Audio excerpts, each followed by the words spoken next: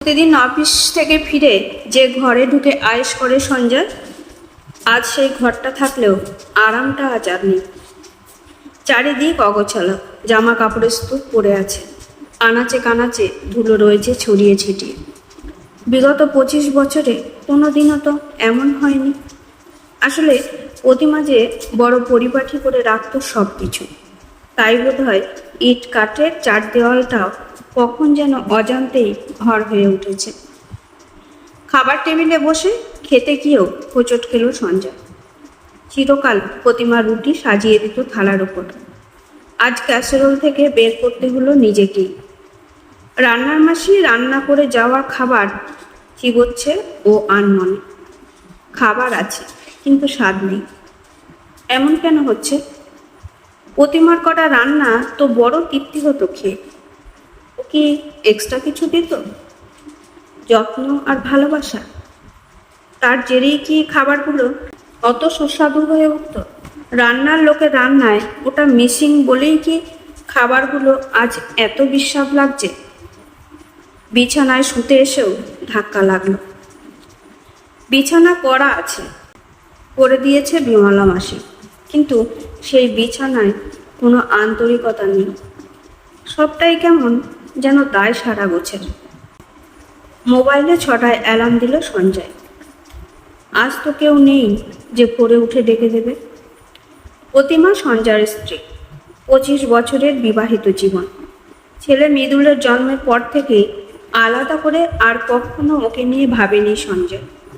ভাবার প্রয়োজনও তো ছিল না, বরঞ্চ ক্রমাগত ওর মুটিয়ে যাওয়া শরীর দেখে বিরক্তই লাগতো বারবার। কতবার তো বলেই ছিল, এত বিশ্রী চেহারা হচ্ছে কেন তোমার? আমার অফিসের মিসেস বোস, সুলতা চ্যাটার্জি, ওদের তো এমন চেহারা নয়, ওরা তো তোমারই বয়সী। তাহলে তোমার সমস্যাটা কোথায়? সারাদিন তো বাড়িতেই বসে থাকো, আরামের জীবন, তাও কি একটু মেনটেন করতে পারো না? এই কথাগুলো ছুড়ে দিয়েই খালাস হতো সঞ্জয়। প্রতিমার প্রতিক্রিয়া কি হলো এসব শুনে তা দেখার কথা মনেই আসেনি। প্রতিমা আধুনিক পোশাক পরতে পারত না, গুছিয়ে সুন্দর করে কথা বলতেও পারত না, তাই ওকে অফিস পার্টিতে নিয়ে যেতে লজ্জা লাগতো সুজয়ের। বারবার মনে হতো ওকে ঘর আর রান্নাঘরেই মানায় কেবল।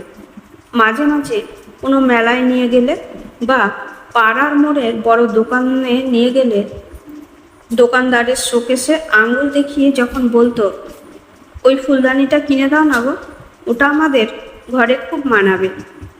বা যখন আবদার করতো, এবার বিয়ের তারিখে আমার কিন্তু নকশা করা চাদর আর বালিশের কভার চাই, তখন প্রতিবার বিরক্ত হতো সঞ্জয়। কতবার তো বলেই দিয়েছে, রোজগার তো করতে হয় না, টাকার মর্ম বুঝবে কি করে? আবদার করেই তুমি খালাস। অফিসে থাকাকালীন প্রায় ফোন করতো প্রতিমা, এই তুমি খেয়েছো তো, বৃষ্টিতে ভেজোনি তো? বিরক্তিতে মাথা জ্বলে যেত সঞ্জয়ের। ঝেঁঝিয়ে বলতো, তোমার মতো দিনরাত খাওয়া আর আরাম করা নিয়ে ভাবলে তো আমার চলবে না। রোজগার করতে হয় আমাকে, রোজগার, বুঝলে? অবশ্য তুমি বুঝবেই বা কী করে সেসব।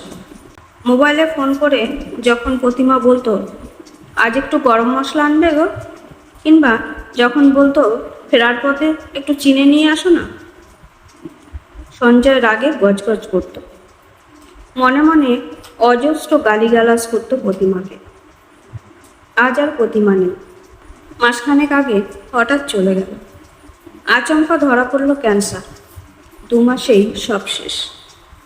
আজ আর কেউ ফুলদানি বা বেডশিট কিনে দিতে বলে না সঞ্জয়কে, তাই স্ত্রীহীন হয়েই পড়ে থাকে ঘরটা। 4 দেওয়ালের বাক্সের মতো লাগে থাকে। কেউ ফোন করে চিনি বা গরম মশলা আনতে বলে না, তাই খাবারগুলো কেমন যেন বিস্বাদ। রান্নার মাসি মাইনে নিয়ে কাজ করে, সঞ্জয়ের খাবারের স্বাদ নেই সেটা নিয়ে মাথা ঘামাবার সময় বা ইচ্ছে কোনোটাই তাদের নেই। বৃষ্টিতে ভিজলেও আজ আর কেউ ফোন করে বলে না সঞ্জয়কে। খাওয়া না হলেও কেউ বলে না, খেয়ে নাও। অর্থ উপার্জনের ভারী দম্ভ ছিল সঞ্জয়। উপার্জন তো সে আজও করে। তাহলে এমন ছন্নছাড়া কেন হয়ে গেল জীবনটা? সব কি তাহলে বেঁধে রাখতো সেই মানুষটাই? চোখ দিয়ে জল পড়ছে সঞ্জয়, বালিশ ভিজে যাচ্ছে। কেন সময় থাকতে একটু যত্ন করলো না মানুষটাকে? আসলে চার দেওয়ালের এই বাড়িটাকে ঘর তো সেই করে তুলেছিল মমতা আর ভালোবাসা দিয়ে। রোজ নামচার দিন গুজরানোকেও তো আরামের জীবন সেই করে তুলেছিল অক্লান্ত পরিশ্রম। আমাকে ক্ষমা করো প্রতিমা, তুমি না থাকলে যে জীবনটা এত বিস্বাদ হয়ে যাবে আগে বুঝিনি। বুঝতেই পারিনি যে তুমি নীরবে আমার প্রত্যেকটা দিনকে সুন্দর করে আর আরামের করে তুলেছ।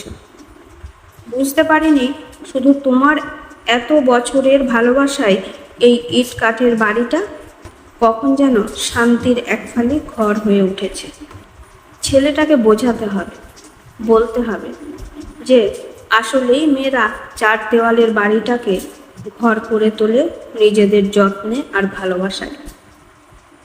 তাই তাদেরও যত্ন প্রাপ্য, অবহেলা নয়। সময় থাকতে সেটা বুঝতে হবে, নইলে যে দেরি হয়ে যায়, বড্ড দেরি।